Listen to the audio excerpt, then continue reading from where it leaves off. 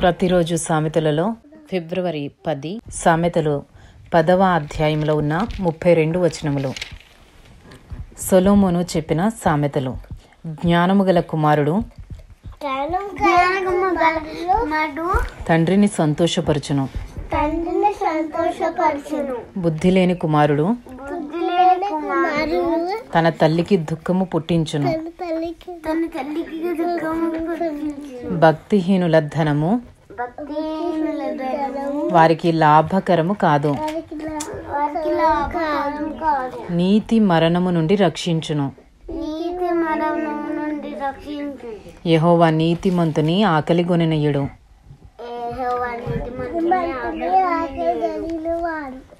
ఆకలిగొననీయుడు. భక్తిహీనుని ఆశను భంగము చేయును. బద్ధకముగా పని చేయువాడు దరిద్రుడగును. శ్రద్ధ గలవాడు ఐశ్వర్యవంతుడగును. వేసవి కాలమున కూర్చువాడు బుద్ధిగల కుమారుడు. కోతకాలమందు నిద్రించువాడు సిగ్గుపరచు కుమారుడు. నీతిమంతుని తల మీదికి ఆశీర్వాదములు వచ్చును. బలాత్కారము భక్తిహీనుని నోరు మూసివేయును. నీతిమంతుని జ్ఞాపకము చేసుకొనుట ఆశీర్వాదకరమగును. భక్తిహీనుల పేరు అసహ్యత పుట్టించును. జ్ఞానచిత్తుడు ఉపదేశము అంగీకరించును.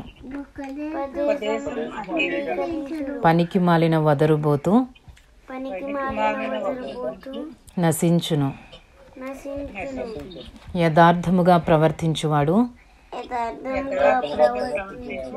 నిర్భయముగా ప్రవర్తించును. కుటిలవర్తనుడు బయలుపడును.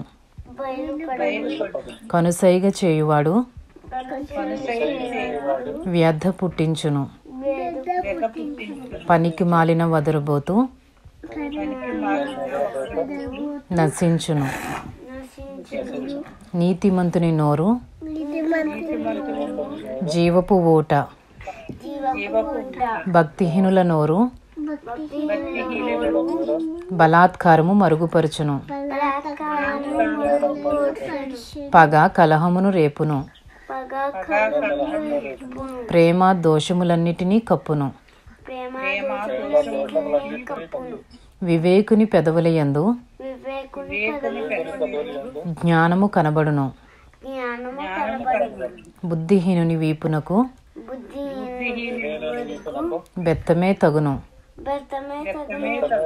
జ్ఞానులు జ్ఞానము సమకూర్చుకొందురు. మూఢుల నోరు అప్పుడే నాశనము చేయును.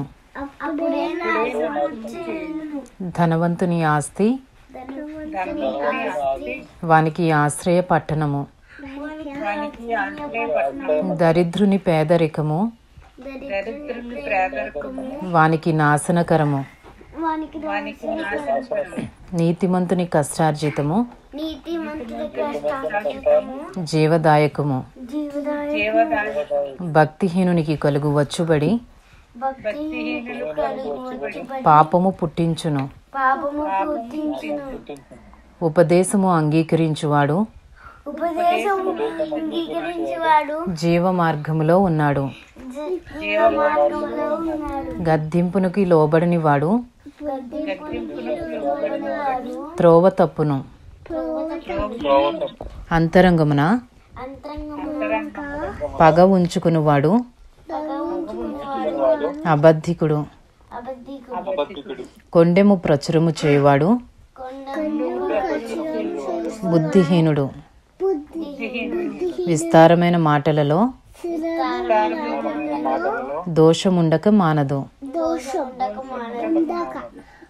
తన పెదవులను మూసుకునివాడు బుద్ధిమంతుడు. నీతిమంతుని నాలుక ప్రశస్తమైన వెండి వంటిది. భక్తిహీనుల ఆలోచన పనికి మాలినది. నీతిమంతుని పెదవులు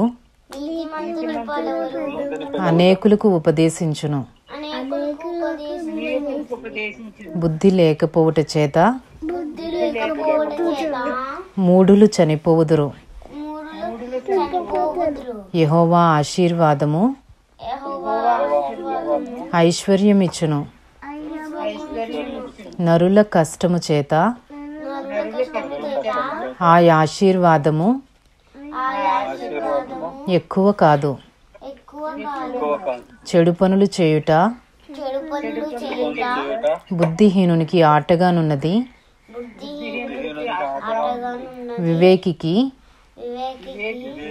జ్ఞాన పరిశ్రమ చేయుట అట్టిదే. భక్తిహీనుడు దేనికి భయపడునో అదే వాని మీదికి వచ్చును.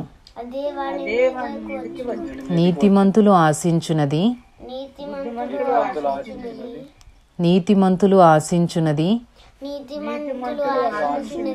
వారికి దొరుకును. సుడిగాలి వీచగా భక్తిహీనుడు లేకపోవును. నీతిమంతుడు నిత్యము నిలుచు కట్టడము వలె ఉన్నాడు. సోమరితనను పనిపెట్టు వారికి పండ్లకు పులుసు వంటివాడు. కండ్లకు పొగ వంటివాడు. యెహోవా యందు భయభక్తులు కలిగి ఉండుట దీర్ఘాయువునకు కారణము. భక్తిహీనుల ఆయుష్ తక్కువైపోవును. నీతిమంతుల ఆశ సంతోషము పుట్టించును. భక్తిహీనుల ఆశ భంగమైపోవును. యథార్థవంతునికి యెహోవా ఏర్పాటు ఆశ్రయదుర్గము. పాపము చేయువారికి అది నాశనకరము. నీతిమంతుడు ఎన్నడూనూ కదిలింపబడడు. భక్తిహీనులు దేశములో నివసింపరు. నీతిమంతుని నోరు జ్ఞానోపదేశమును పలుకును. మూర్ఖపు మాటలు పలుకు నాలుక పెరికివేయబడును. నీతిమంతుని పెదవులు ఉపయుక్తములైన సంగతులు పలుకును. భక్తిహీనుల నోట మూర్ఖపు మాటలు వచ్చును. ఇంతటితో సామెతలు 10వ అధ్యాయంలో ఉన్న 32 వచనములు పూర్తి చేయబడినవి.